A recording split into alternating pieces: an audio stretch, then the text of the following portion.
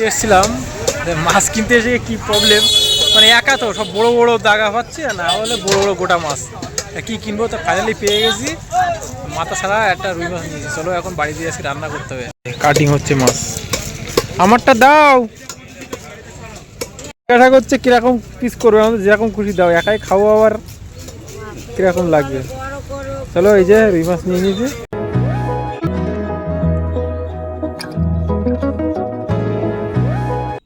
কাম স্বাগত জানাই গরিবের কিচেনে। তা আমি হলাম ভজহরি মান্না ভাই।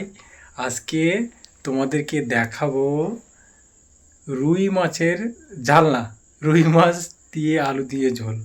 ভাই সকালে খাইনি, দুপুরে খাইনি, আর এখন বাজে 10টা। ভেবেছিলাম আজকে সকাল সকাল ঘুমাবো, সকাল সকাল উঠবো, উঠে 5টা থেকে মর্নিংটা শুরু করব।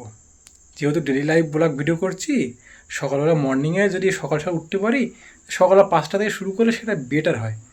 তা ভাই কোনো মতে আমার হবে না, মা বলে আলসে, সত্যি ভাই এদিক ওদিক করতে করতে আমার টাইম পার হয়ে যাচ্ছে। চলো আর দেরি করলে হবেই না, তোমাদের গরিবের কিচেনটা আজকে দেখায় কী কী রান্না হবে, কী কী করে রেখেছি চলো দেখায়। আলু, পেঁয়াজ, লঙ্কা, রসুন, এই যে ঝালের গুঁড়ো, গরম মশলার গুঁড়ো, আলু মশলা, জিরে, যেটুকু মশলা পেয়েছি নিয়ে চলে এসেছি দোকান থেকে। আছে এই যে রুই মাছ 200 টাকা কেজি নিয়েছে, মাথা নেয়নি বলে। এখানে আছে হলো 1 2 3 পিস দাগা, 2 পিস ফেটি। আর প্রথমেই ভাতটা আমি রান্না করে রেখেছিলাম, ভাতটা রেডি আছে। আর সবচেয়ে বড় কথা, এই কড়াই নিয়ে কমেন্ট অলরেডি চলে এসছে, কড়াই কেন কালো। বন্ধুরা আমার কমেন্ট করেছে, আমার বাচ্চু ভাই। তা ভাই বাচ্চু ভাই আমি খুব চেষ্টা করেছি এটা পরিষ্কার করার, উঠছে না, জানি না কী কারণে এরকম হয়ে আছে। তা যদি পসিবল হয় তা আমি আরও চেষ্টা করবো, দরকার হলে বয়েল করবো, গরম জল দিয়ে সেদ্ধ করবো কড়া, তাহলে যদি পরিষ্কার হয় বড়ো কড়ার মধ্যে। ঠিক আছে, চেষ্টা করবো তোমার মন রাখার। গরিবের কিসের আয়োজন আজকেই। চলো রান্নাটা স্টার্ট করে দিয়ে মাছটা প্রথমে ফ্রাই করে নিই, ঠিক আছে। আমরা মাছে দেবো হলো নুন দিয়ে দিয়েছি, এই দিয়ে দিলাম হলুদের গুঁড়ো। কিন্তু এতে মাছ ভাজাটা দেখতে ভালো হয় হলুদের গুঁড়ো দিলে, কিন্তু প্রবলেমটা কি, হলুদের গুঁড়ো দিলে মাছটা কিন্তু এই হলুদের গুঁড়ো এক ধরনের আঠা মতো, এটা কিন্তু লেগে যায় ভাজার সময়, তাড়াতাড়ি কী হয় লেগে যায় মাছ। আজকে একটু বেশি তেল খরচা করতে হবে, কারণ অনেকগুলো মাছ। রান্না করতে করতে মনে পড়ে গেলো আমার রমেশ ভাইয়ের কথা। রমেশ ভাই খুব ভালো রান্না করতে পারে, অনেক দিন হয়ে গেছে রমেশ ভাইয়ের সাথে কথাবার্তা হয় না, দেখা হয় না। আর একজনের কথা মনে পড়ছে, মোহনদার কথা খুব মিস করছি। কেন মোহনদার বাড়ি যখনই যাই ও আমাকে ভাত না খাওয়াই ছাড়ে না, আর আমি ওকে থুয়ে এই ভালো মন্দ খাচ্ছি। তো একদিন ভালো কিছু রান্না করে মোহনদাকে ইনভাইট করব, ঠিক আছে। ভাই কড়াইতে ছিল জল, আমি খেয়াল করে নিই, ওতে দিয়েছি তেল ঢেলে। এখন ভাই বাস্ট হবে, দেখো কী অবস্থা হচ্ছে। তো এটা কিন্তু খেয়াল করে প্রথমে কড়াই হিট করে নিতে হয়, আমি হিট করে নিইনি, দেখো পরিস্থিতি কী অবস্থা। তা তোমরা যখন কখনো রান্না করবে আগে কড়াই গরম করে নেবে, তারপর তেল দেবে, না হলে কিন্তু এরকম অবস্থা হবে, আরও জোরদার বাস্ট হতে পারে। আমি দেবো হলো দাগা, কেন এটা আমার ফেভারিট। অনেকের ফেভারিট দাগা পেটি মাছ, আমার কিন্তু ফেভারিট হয় দাগা মাছ।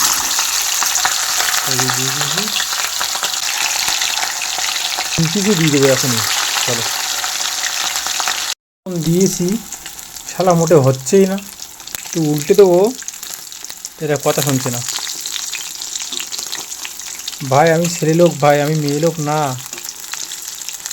বসলে রাঁধুনি না ভাই, ওট ওট, ছাড়াচ্ছে না বন্ধুরা। আর ফাইনালি একটা উঠে গেছে, হ্যাঁ এটা এবার উঠে গেছে, উঠতে হবে। বাপরে বাপ, এ পাশেরটা তো কথাই শুনছে না, খোঁচা মারছি এর গায়ে, তাও দেখো উঠছে না, শালার বদমাইশ। বেশি ফ্রাই করা মাছ আমার ভালো লাগে না, তাই আমি ওই পাশে দুটো তুলে নেবো, আর এই পাশেরটা একটু ফ্রাই করবো, কেন এটা মাছ ভাজাতেই ভাত। প্রচণ্ড খিদে লেগে গেছে, মনে হচ্ছে এটা দিয়ে খেয়ে নেই, কিন্তু করার কিছু নেই। কার দুটো থাল ছিল তো আমি আটকে রেখেছি, এদিকে মাছ ভাজা। তা ঝোলের মাছ বেশি ভাজা লাগে না, হালকা ভাজাটাই সবচেয়ে বেটার হয়। চলো এই দুটো অল্প ভেজে নিয়েছি, আর এটা ভাজা খাবো বলে এটা বেশি করে ভেজে নিচ্ছি। আমরা পেটির মাছগুলো দেব। এই যে ভাই গরম তেল ভাবছি চড়পড় চড় করে কিনা, বাবা হাতে লেগেছে তো, কীভাবে মাছ দিতে হয় মনে নেই, ভুলে গেছি। প্রায় হাতে ভাই ছিপি ছিপি তেলে ছিপি লেগেছে অনেকটা। তো বন্ধুরা আমাদের মাছ প্রায় কমপ্লিট হয়ে গেছে, একদম পুরো সুন্দরভাবে ভেজে নিয়েছি মাছ। বলতে বন্ধুরা এত পরিমাণে খিদে লেগেছে মনে হচ্ছে মাছ ভাজা দিয়ে খেয়ে নেই ভাই, রেসিপি দেখানোর দরকার নেই। খিদিতে আমার পুরো একদম পুরো পেট মানে ফেটে যাচ্ছে। মানে তো মাছ ভাজা খেয়ে রেসিপি কিছু দরকার নেই, তো ঝোল ফোল দরকার নেই, আমি শুধু মাছ ভাজা খেয়ে ঘুমাই পড়ি এরকম মনে হচ্ছে। চলো যে এখন কথা দিয়েছি দেখাবো, তা দেখিয়ে দিই তোমাদের রান্নাটা। আলুগুলো একটু ফ্রাই করে নেবো বন্ধুরা। তো কড়াইতে আলু দিয়ে দিয়েছি, আলুগুলো একটু ফ্রাই করে নিই। আমি প্রফেশনাল রাঁধুনি হয়ে গেছি, আলু ফ্রাই করে নিচ্ছি, করে নিচ্ছি, এই করতে করতে সময়টা পুরো পার করে দিচ্ছি। চলো করে যখন মানে যখন করছি তখন করি ভালো করে। আমাদের আলু ফ্রাই কমপ্লিট, এবার আলুগুলো তুলে নেব। এই তেলেই আমি লঙ্কা পেঁয়াজ রসুন দিয়ে দেবো, তেল ভাই নষ্ট করা যাবে না, গরিবের কিচেন। যেহেতু আমাদের মানে বাটা মশলা নেই, তাই আমরা কি করব, এর মধ্যেই দিয়ে দেবো হলো গুঁড়ো মশলা। চলো একটু আলু মশলাগুলো দিয়ে দিলাম, এসব মশলা খাওয়া আর কাঠের গুঁড়ো খাওয়া সমান। চলো এবার দেবো হলো জিরের গুঁড়ো। ও বাবা ভালো করে ছেঁড়া হয়নি, আমি কিন্তু উনুনের আঁচটা একদম কমিয়ে দিয়েছি, নাতে পুড়ে যাবে এগুলো। এসব মশলা তো বাটা গুঁড়ো মশলা তো পুড়ে যাওয়ার ভয় আছে, পুড়ে গেলে আবার স্বাদ পাবে না। এবার দেখো মশলাটা কিন্তু আস্তে আস্তে তৈরি হয়ে যাবে। চলো ভাই এবার লঙ্কাটা দিয়ে দেবো এর মধ্যে। তা ফাইনালি আলুগুলো ঢেলে দিয়েছি। এবার কি করব, একটু আলু টালু দিয়ে নাড়াচাড়া করে নেবো, তাহলে মশলাটা এর গায়ে আলুর গায়ে লেগে যাবে। তা সুন্দর একটা ঘ্রাণ বেরাচ্ছে, তোমরা তো আর ঘ্রাণ বুঝতে পারবে না, আমি বুঝতে পারছি। এবার আমি কি করব, এর মধ্যে জল ঢেলে দেবো, ঠিক আছে।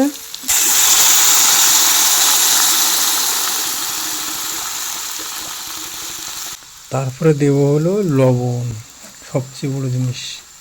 লবণটা আগে দিলে কী হয়, পুড়ে যাবে লবণ। অনেক সময় লবণের পরিমাণ বুঝতে পারে না, জলে দিলে সবচেয়ে বেটার হয়। ছেলেদের কিন্তু এটা ভুল হয় বেশি। এবার দেবো হলো হলুদের গুঁড়ো। এসবগুলো বন্ধুরা আমি লাস্টে দিচ্ছি কেন, এগুলো হলো কী হয়ে যায়, হলুদের গুঁড়োটা আগে দেওয়া যায়। ব্যাস সব রেডি। এবার একটু পুরো জল আমি ঢেলে দিয়েছি, একটু নাড়িয়ে দেবো, জলটা যখন ফুটে উঠবে তখনই কী করবো, মাছটা দিয়ে দেবো, ঠিক আছে। ব্যাস এই দেখো, এবার জলটা যেই একটু ফুটবে মাছ দিয়ে দেবো, দিয়ে ঢাকা দিয়ে দেবো। বক বক করে ফুটছে, এবার আমরা কি করব, একটা মাছ আমি খাওয়ার জন্য ভাজা মাছ এই যে রেখে দিলাম, রেখে দিয়ে বাদ বাকি সব কটা এর মধ্যে দিয়ে দেবো। তো এই যে পেটির মাছ দিয়ে দিলাম, দাগা দিয়ে দিলাম, এবার দেবো ঢাকা দিয়ে দেবো, ব্যাস এই যে ফাইনালি ঢেকে দিলাম। এবার আমরা 15 মিনিট ওয়েট করব, তারপরে খুলবো, ব্যাস রান্না কমপ্লিট হয়ে গেছে। চলো আমরা এখন খুলি এটা। দেখো ফাইনালি পুরো একদম প্রফেশনাল রাঁধুনির মতন রুই মাছের ঝোল। আর চলো এখন তুলে নিয়ে খাওয়া স্টার্ট করে দেই। ছিল আমার রুই মাছের যে আলু দিয়ে ঝোল রেসিপি, তা তোমাদের সাথে শেয়ার করলাম, কেমন লাগলো তোমরাও ট্রাই করবে। দেখো বাড়িতে রান্না নিজে শিখতে হবে, ব্যাচেলার লাইফ কাটাতে গেলে রান্না নিজে শিখতে হবে, তাহলে অনেক সাশ্রয় হবে এবং নিজের মতো খেতে পারবে। হোটেলের রান্না খেয়ে ভাই আমার ভাই বিভিন্ন পেটের সমস্যা হয়, অ্যাসিডিটি হয়, নানান রকম, মানে ওগুলো কি হয়, ওরা কিন্তু মানে অনেক সময় দুপুরে রান্না বিকেলে খাওয়াচ্ছে, বা যেগুলো থাকছে সেগুলো বাসিগুলো সকালে বিক্রি করে দিচ্ছে, এরকম ধরনের হয়। সবসময় সেল হয় না পুরোপুরি, না, তো এই প্রবলেমগুলো হতে পারে। তোমরা বিশেষ করে এইভাবে যখন নিজে রান্না করে খাবে তখন কখনো এরকম প্রবলেম হবে না। নিজে রান্না ভাই ইচ্ছা মতন খাবে, ইচ্ছা মতন ঘুমাবে, ব্যাস ফ্রেশ রান্না খাবে, আর খরচাও কম। আমি 80 টাকার এক পিস মাছ হয়তো 60 টাকা নেয় দোকানে, আর আমি 80 টাকার মাছ নিয়ে এসেছি, 5 পিস হয়েছে, খেয়ে শেষ করতে পারছি না, অবস্থা, ঠিক আছে। তা তোমরা বাড়িতে রান্না ট্রাই করো, এটাই সবচেয়ে বেটার।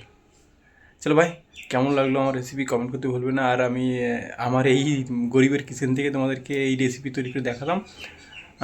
যেরকম পেরেছি সেরকম দেখিয়েছি, এটা কোনো বাজে কিছু মনে করো না। আস্তে আস্তে যখন ডেভেলপ হবে, ভালো কিচেন টিচেন তৈরি করতে পারবো, তখন আরও সুন্দরভাবে রান্না করে তোমাদের পরিবেশন করতে পারবো। চলো ভাই, কেমন লাগলো এটা কমেন্ট করতে ভুলবে না।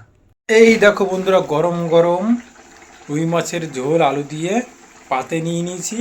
আর দেখতেও কিন্তু সেই প্রফেশনাল রাঁধুনির মতো লাগছে। এখন শুধু টেস্ট করার পালা, চলো টেস্ট করি কেমন হয়েছে।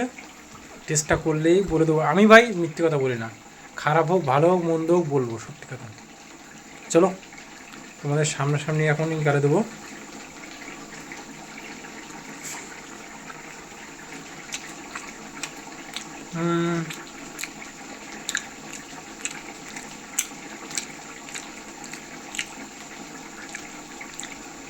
হান্ড্রেডে 80 দেওয়া যায়, কিন্তু গরম খাচ্ছে একটু টেস্টটা বুঝতে পারছি না। ঝোলটা একটু এখনও কমছে, ঝোলটা আমি তাড়াতাড়ি তুলে নিয়েছি ভাই। মোটামুটি ভাই 80% ভালো হয়েছে ভাই।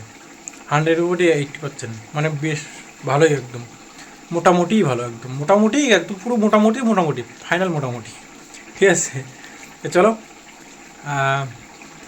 খাওয়া দাওয়া করি।